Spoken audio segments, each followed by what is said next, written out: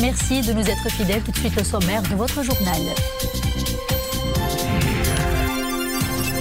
Covid-19, Casablanca peine à sortir de la zone rouge. Pour casser la chaîne des contaminations, les mesures restrictives se prolongent.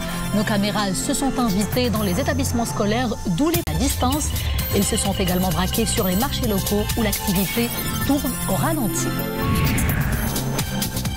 L'activité est carrément à l'aéroport d'Essaouira. Il a été complètement fermé jusqu'à nouvel ordre en raison de nouveaux foyers de contamination. Une vaste opération de désinfection se poursuit dans la cité des Alizés. Et puis en fin de journal, nous irons à Fès, immersion aux portes de l'ancienne Médina au Fondouk el-Kharajfiyin, jadis quartier général des maîtres artisans fessis. Ce lieu chargé d'histoire s'offre un bain de jouvence.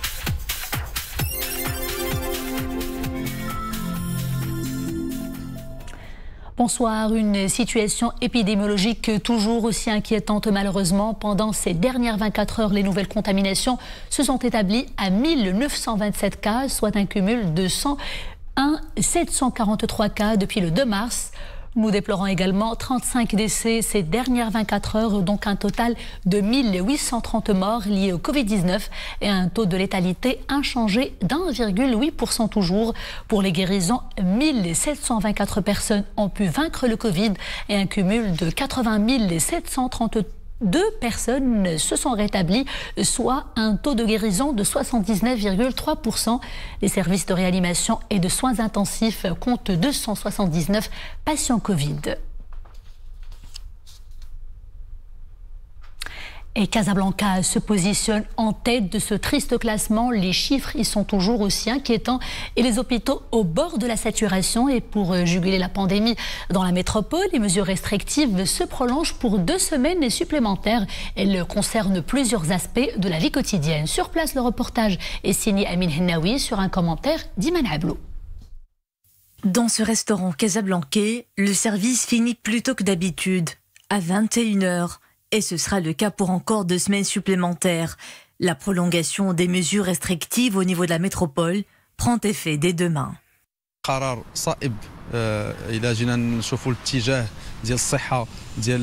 C'est une décision judicieuse vu la situation épidémiologique qui perdure à Casablanca. Seulement nous, restaurateurs, aurions aimé pouvoir assurer le service de livraison à domicile au-delà de 21h. Le paysage est identique chez les commerces de la métropole économique. Tenus désormais de fermer boutique à 20h, 15h pour les marchés de proximité. Ce qui importe, c'est la santé des citoyens. Le virus circule activement partout à Casablanca. Il faut en être conscient et agir en conséquence. Nous devons rester vigilants et s'armer de patience jusqu'à l'amélioration de la situation. Les portes des établissements scolaires, des universités et des instituts de formation professionnelle demeurent tout aussi fermés. Les cours sont dispensés à distance en attendant de pouvoir renverser la vapeur. Il n'y a pas d'autre choix pour l'instant. Seul l'enseignement distanciel doit fonctionner. C'est une décision pertinente. D'ailleurs, nous avions toujours appelé à adopter ce modèle pédagogique et de décaler les cours en présentiel au mois d'octobre, le temps d'évaluer la situation. Hier encore, la Cité Blanche détenait un nouveau record de contamination, 851 nouvelles infections, 13 décès en seulement 24 heures. Une courbe qui peine à s'aplatir depuis plusieurs semaines. Et la vigilance est tout aussi vive. Au port d'Essaouira, de nouveaux foyers de contamination y ont été détectés. Cela concerne notamment les pêcheurs marins et les vendeurs à la halle aux poissons. Le port est donc désormais fermé jusqu'à nouvel ordre. C'est un sujet de Abdelghani Tahraoui sur un récit d'Oumaima Ramli. Regardons. Des barques à l'arrêt, d'ordinaire animé, le port d'Essaouira fait mine grise. L'activité y est au point mort car le Covid s'y est immiscé. Et désormais, le port est fermé jusqu'à nouvel ordre. Des cas de coronavirus ont été détectés parmi les personnes qui travaillent à la halle aux poissons. D'autres cas ont été enregistrés parmi les pêcheurs. D'où la décision de boucler le site pour circonscrire la propagation du virus. Nous espérons que la situation va se résorber dans les jours à venir. Depuis ce matin, les opérations de désinfection s'enchaînent. Tout passe au peigne fin, barques, filets de pêche et échoppes de vente. De grands moyens sont mobilisés pour que le cœur palpitant de la cité des Alizés se remette à battre. Au port d'Essaouira, l'activité est à l'arrêt. Actuellement, l'heure est à la désinfection. Cette opération prendra environ 3 à 5 jours et pendant ce temps-là, les personnes contacts seront dépistées pour que la reprise de l'activité se passe bien. Nous collaborons avec l'ensemble des intervenants pour cette opération. Tout se passe pour le mieux. L'activité devra reprendre dans les meilleurs délais et dans le strict respect des consignes sanitaires. Une veille sanitaire qu'impose la détection de nouveaux cas de contamination nécessaires pour que le virus ne se propage pas. En plus bref, sachez que des mesures exceptionnelles sont mises en place en faveur des entreprises marocaines pour les contrats spéciaux relatifs à la formation continue. Il a été décidé de reporter les délais de réalisation de toutes les actions de formation jusqu'ici planifiées à fin décembre de l'année en cours.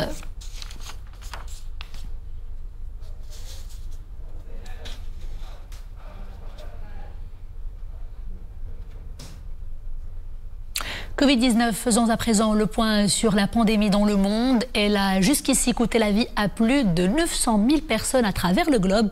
Côté nouvelle contamination, les dernières statistiques annoncent plus de 30 millions de personnes. Au moins 20 millions parmi elles ont eu la chance de se rétablir. Les États-Unis restent à la tête du macabre classement des décès. Ils sont suivis du Brésil, du Mexique et de l'Inde.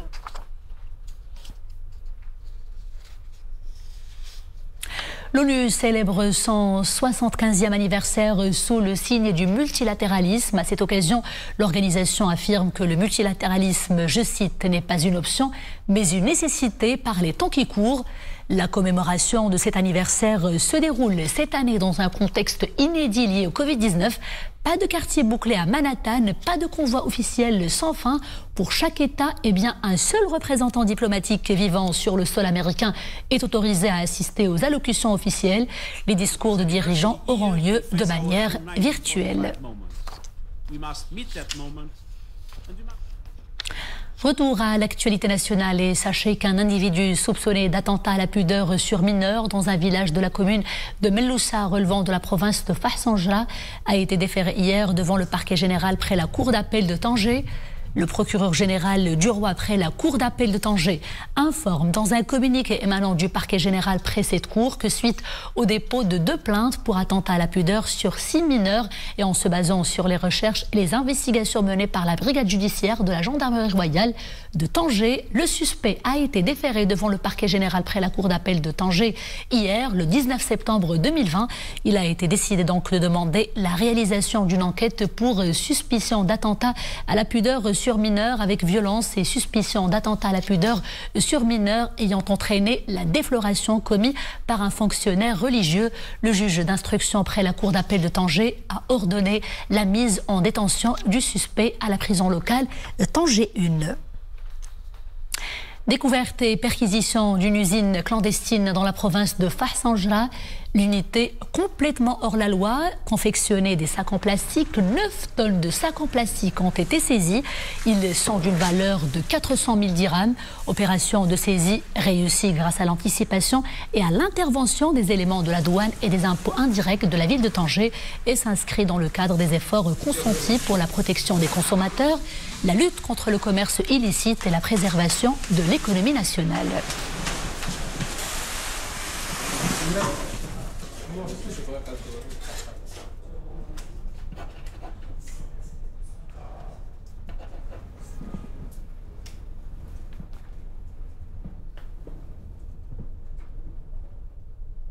Cap sur la capitale spirituelle du royaume, Fès, où se poursuivent les travaux de restauration du Fondoq al-Kharajfiyin dans l'ancienne Médina, un espace chargé d'histoire où les artisans ma'allem passionnés se succèdent à travers les générations. L'idée est en fait de donner un bain de jouvence à ce lieu historique. Mustafa Zahiri et Oumé Marami pour le commentaire.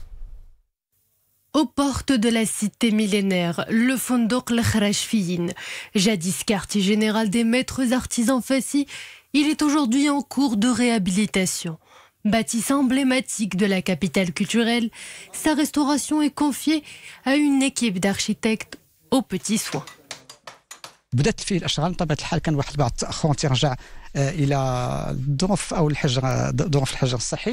travaux ont pris du retard avec le confinement, mais aujourd'hui, nous sommes au taquet. Tout notre travail consiste à donner un coup de jeune à ce fondouk, bien sûr en préservant son cachet authentique. D'ailleurs, au fur et à mesure que les travaux avancent, nous décélons des traces de son architecture d'antan.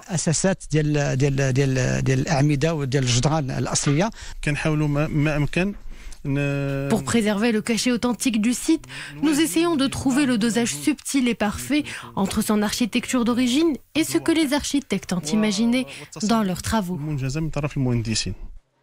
Une cure de jouvence pour insuffler une nouvelle jeunesse à notre fondouk, c'est le gagne-pain d'une vingtaine d'artisans. Vous savez, les travaux prennent beaucoup de temps, mais nous avons conclu des accords il y a 2 jours avec tous les commerçants concernés. Une fois que les chantiers seront achevés, ils viendront naturellement à leur commerce. Ce grand chantier de réhabilitation du patrimoine de la cité historique a été lancé le 2 mars dernier par Sa Majesté le roi Mohammed VI. Cette forte dynamique initiée par le souverain concerne plusieurs villes du royaume. Et c'est le clap de fin de ce journal. Merci d'avoir été des nôtres. À très bientôt, toujours avec grand plaisir. D'ici là, portez-vous bien.